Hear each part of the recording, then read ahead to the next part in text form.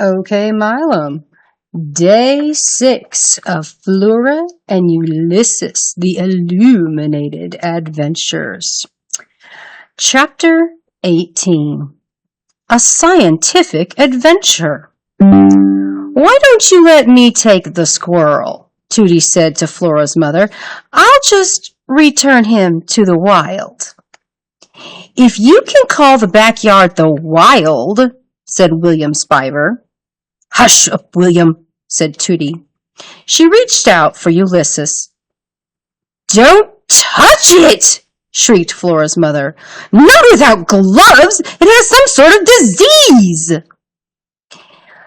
If you could just get me some gloves then, said Tootie, I'll pluck the squirrel off the lampshade and whisk him out of here and set him free. The kids can come along. It will be a scientific adventure. That it doesn't sound very scientific to me, said William Spiver. Well, said Flora's mother, I don't know. Flora Belle's father is coming to pick her up for their Saturday visit. He'll be here any minute now, and she's still in her pajamas. Flora Belle, said William Spiver. What a lovely, melodious name. It will all take just a minute, said Tootie in a low, soothing voice. The kids can get to know each other. I'll get you some gloves, said Flora's mother. And so now here they were, walking over to Tootie's, getting to know each other, or something. Tootie had on a pair of dishwashing gloves that went all the way up her elbows. The gloves were bright pink, and they glowed in a cheery, radioactive sort of way. In Tootie's gloved hands was Ulysses. Behind Tootie was Flora, and next to Flora was William Spiver. His left hand rested on her shoulder. Do you mind, Flora Belle? He had said, would it trouble you terribly if I put my hand on your shoulder and allowed you to guide me back to the great Aunt Tootie's house? The world is a treacherous place when you can't see. Flora didn't bother pointing out to him that the world was a treacherous place when you could see. And speaking of treacherousness, things were not in any way progressing as Flora had planned.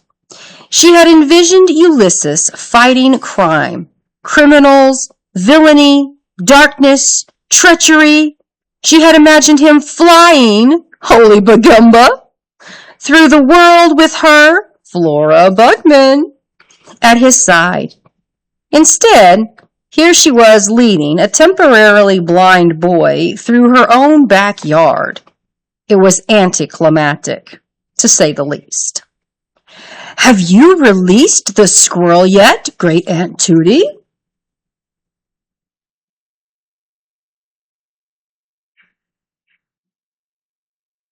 No, said Aunt Tootie, I have not. Why do I sense that there is more going on here than meets the eye? Said William Spiver. Just keep quiet until you get back to the house, William, said Tootie. Can you do that? Keep quiet for a minute? Of course I can, said William Spiver. He sighed. I'm an old pro at keeping quiet. Flora doubted very much that this was true. William Spiver squeezed her shoulder. May I inquire how old you are, Flora Belle? Don't squeeze my shoulder. I'm 10. I am 11 years old, said William Spiver, which surprises me, I must say. I feel much, much older than 11. Also, I know for a fact that I am smaller than your average 11-year-old. It may even be that I'm shrinking. Excessive trauma can retard growth. I'm not certain, however, if it can cause actual shrinkage. What was the traumatic event that turned you blind? Said Flora. Oh, I'd prefer not to discuss it right now. I don't want to alarm you." "It's not possible to alarm me," said Flora. "I'm a cynic. Nothing in human nature surprises a cynic." "So you say," said William Spiver. The word cynic popped into Flora's head. It was preceded by the word unnecessarily. "Unnecessarily cryptic," said Flora out loud.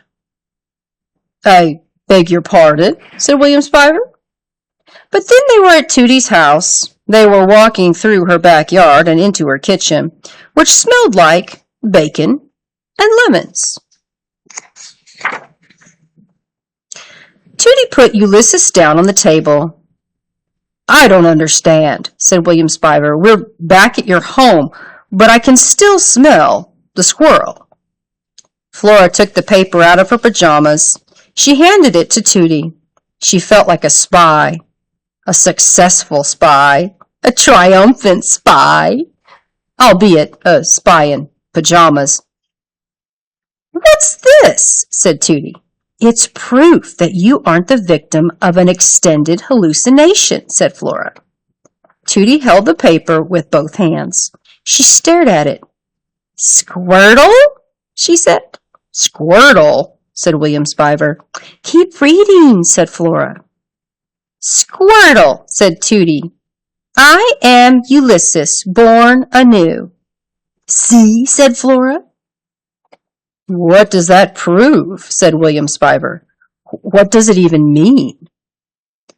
"The squirrel's name is Ulysses," said Tootie. "Wait a minute," said William Spiver. "Are you positing that the squirrel typed those words?" "Positing? Positing?" "Yes," said Flora. "That's exactly what I'm positing." "The hallucination ends," said Tootie. "What hallucination?" said William Spiver. "The squirrel as a superhero hallucination," said Tootie. "Surely you jest," said William Spiver. Ulysses sat up on his hind legs. He looked at William Spiver, and then at Tootie, and finally he turned his eyes to Flora. He raised his eyebrows and gave her a look full of questions, full of hope. Flora felt a pang of doubt. He was, after all, just a squirrel. She had no proof that he was a superhero. What if there was some other explanation for those words? Also, there was Tootie's disturbing point to consider. What kind of superhero types? And then she thought about Alfred. How everyone doubted him. How no one, except the parakeet Dolores, knew that he was incandesto. And how no one, except Dolores, truly believed in him.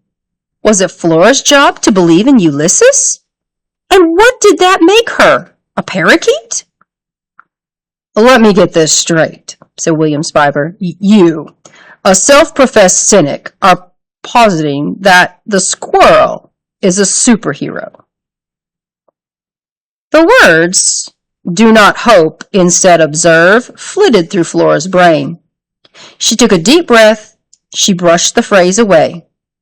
"The squirrel typed those words," she said. "Well," said William Spiver, whose hand was still on Flora's shoulder, "why didn't he move his hand?" Let's just approach this scientifically. We'll put the squirrel in front of Great Aunt Tootie's computer, and we'll ask him to type again." Chapter 19. The Inadvertent Eye. He sat in front of the machine. It was different from Flora's mother's typewriter. There was a blank screen instead of a paper, and the whole contraption glowed, emitting a warm but not entirely friendly smell.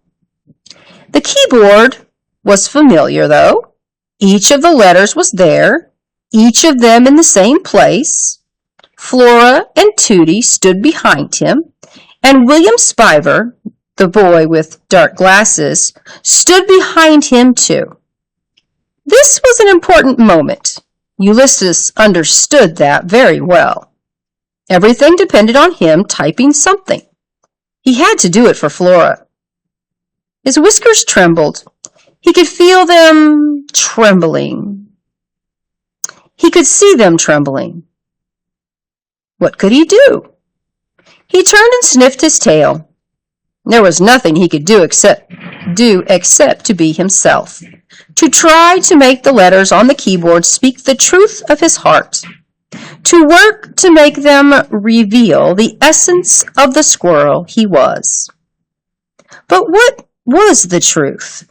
And what kind of squirrel was he? He looked around the room. There was a tall window, and outside the window was the green world and the blue sky inside. There were shelves and shelves of books, and on the wall above the keyboard was a picture of a man and a woman floating over a city. They were suspended in a golden light. The man was holding the woman, and she had one arm flung out in front of her as if she were pointing the way home. Ulysses liked the woman's face. She reminded him of Flora. Looking at the painting made the squirrel feel warm inside, certain of something.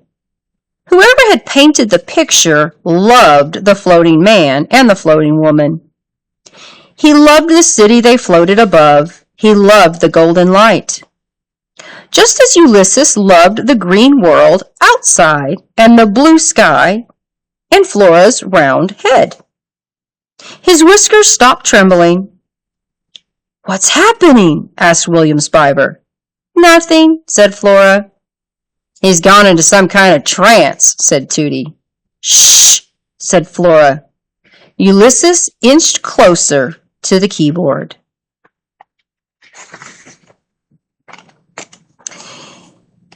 It was beautiful to the squirrel to see a letter appear out of nowhere. "It's an I, William Spiver." "Well, what is it? What's the letter?" "It's an I, William Spiver." "But that proves nothing. Of course anyone can inadvertently hit an I. You don't have to be a superhero to type an I." "Would you please hush up, William?" The squirrel typed. The people waited. Destiny bestirred itself. Chapter 20. What it said.